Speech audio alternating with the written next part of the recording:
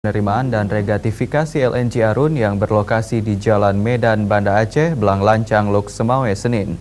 Dengan pengoperasian terminal ini, Presiden berharap akan memberi efisiensi yang besar bagi Pertamina.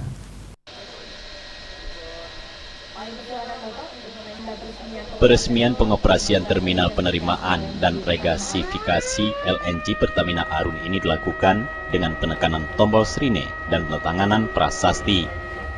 Saat peresmian, Presiden Jokowi didampingi oleh Menteri SDM Sudirman Said, Gubernur Zaini Abdullah dan Dirut Pertamina Dewi Sucipto, serta Dirut PT Perta Arun Gas Teguh Haidir. Dirut Pertamina Dewi Sucipto mengatakan kebutuhan gas di Indonesia meningkat sekitar 5,2% per tahun. Padahal pasokan gas masih defisit baik di Jawa dan Sumatera karena keterbatasan infrastruktur. Untuk memenuhi kebutuhan itu, Pertamina melakukan sejumlah strategi termasuk pembangunan terminal berkapasitas 400 juta kaki kubik. Presiden Republik Indonesia, Jokowi berharap kehadiran terminal gas ini akan memotivasi industri Aceh untuk lebih maju, karena penggunaan gas untuk bahan baku pabrik dinilai lebih murah dan efisien.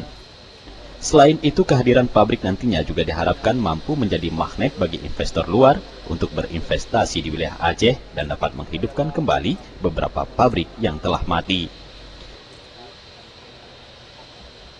Terminal dan regasifikasi yang kita lakukan di sini betul-betul bermanfaat bagi masyarakat Aceh, bagi rakyat Aceh.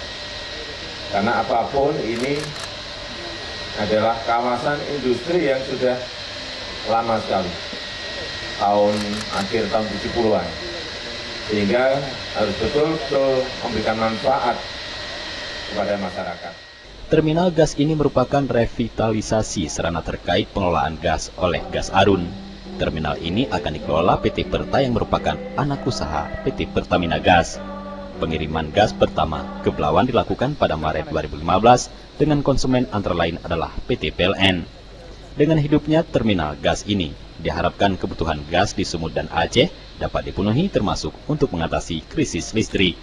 Dari Kota Lok Semawe, Hidayatullah dan Miswardi.